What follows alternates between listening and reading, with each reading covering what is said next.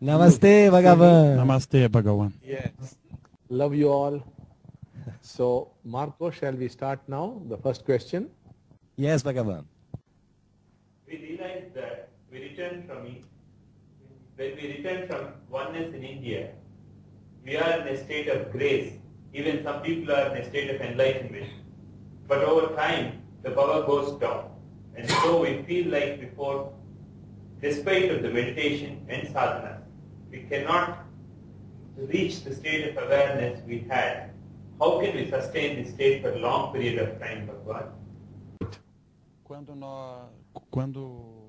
nós fomos à Índia e quando regressamos, nós alcançamos um estado de iluminação, um estado de graça muito grande. E depois do retorno, quando mesmo fazendo sadhanas, as meditações, parece que nós perdemos aquele estado e não conseguimos mais regressar àquele estado que estávamos quando regressamos da Índia. Então, o que nós podemos fazer para voltar àquele estado, para manter aquele estado de consciência? Yes. We should be able to get into a permanent state in the year 2012. Such are those people who have no worldly desires, who do not have a worldly life, who are detached, would be able to get into that state even now. But since we are basically worldly people living in the thick of the world, we need the energies of 2012 to enter into a permanent state. Not only that, before 2012, we need to understand more things and we must do some sadhanas.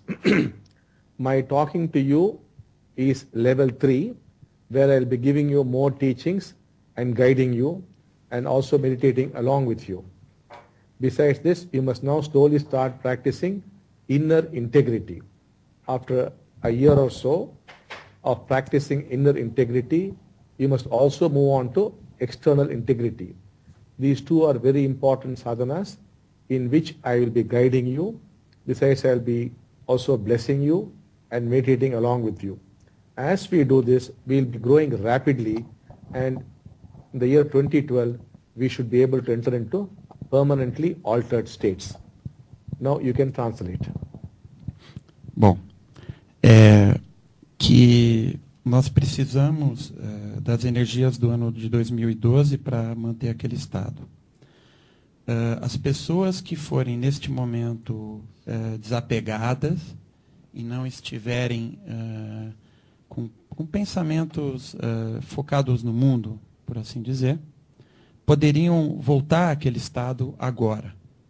Porém, para realmente sustentar esse estado de consciência ao qual nós nos referimos, apenas nós precisamos das energias de 2012.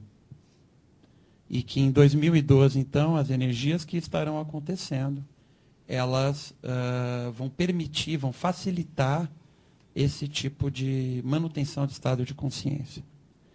Que ao conversar conosco aqui agora, esse é o nível 3, e ao conduzir esse tipo de processo aqui, também nos auxilia a regressar àquele estado de consciência. Em termos de sadhana, a prática da integridade interior é um sadhana que devemos praticar bastante, e depois de mais ou menos um ano praticando esse sadhana da integridade interior, nós estaremos prontos para começar a ter integridade exterior. E aí nos prepararmos melhor para o ano, para as energias de 2012. Yes. Shall we move on to the second question? Okay. Okay. Second question. One. Our mind has led us throughout our lives. To awaken, we must free ourselves from the mind. But how can we free ourselves from this mind, which is in charge? Yes, would you translate the question? Para... Eu não escutei bem a pergunta. Não, sim, mas as palavras... Bom, em termos gerais, a pergunta tem a ver com a mente e que nós aprendemos que para nos estarmos em unidade, para nos elevarmos, nós precisamos estar livres da mente. Mas como é que nós podemos nos livrar da mente se nós vivemos na mente, se nós vivemos aqui no mundo? Que ela está no controle. Yes. Please. The first thing to realize is, it is not your mind or somebody's mind, it is the human mind. We think it is our mind, well, it is not really so. That's why we call it the one mind. All mind, whosoever's mind it is, that one mind has fear at its center. Fear is the core of the mind. Not only that, mind is nothing but the flow of thought from the past through the present into the future. This is what the mind does. And mind has got jealousy, anger, envy, lust, desire. All these things are the qualities of the mind. No matter whose mind it is, they have the same qualities. So the first thing is to realize that all mind is only one mind. Let us say you have tuberculosis. You cannot say this is my tuberculosis or her tuberculosis. Tuberculosis is tuberculosis. So the mind is the mind. There's not your mind or his mind or her mind. There's just the one mind with those qualities. This we must first realize. Next we must realize that this mind is very, very ancient. It's as old as man is. It has not changed at all. The brain itself has changed very little, and the human mind has virtually not changed. So the ancient man had fear of the tiger or the lion or something. And modern man has fear of the share market, of his job, or losing his girlfriend. So whatever it is, it's the same thing. The ancient man desired for a spear, you desire for a car, or for a house, or some such thing.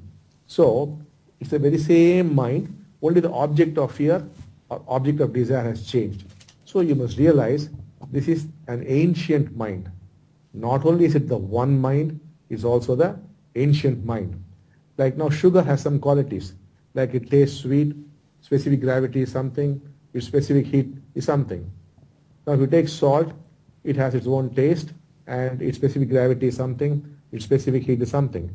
Those are the qualities of salt, those are the qualities of sugar.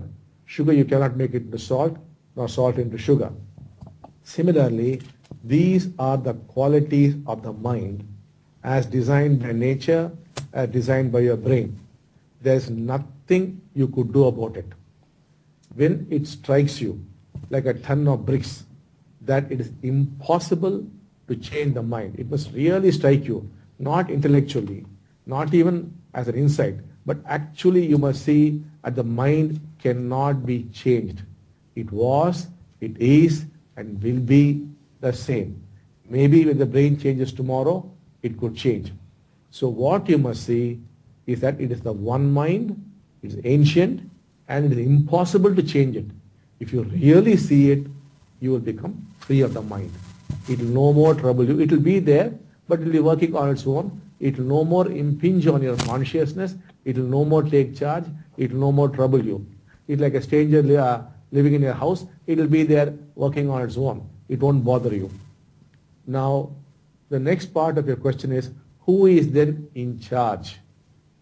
Your consciousness is in charge. Consciousness knows how to respond to different situations. Not the mind, but consciousness takes over. The mind generally reacts to situations. Consciousness responds.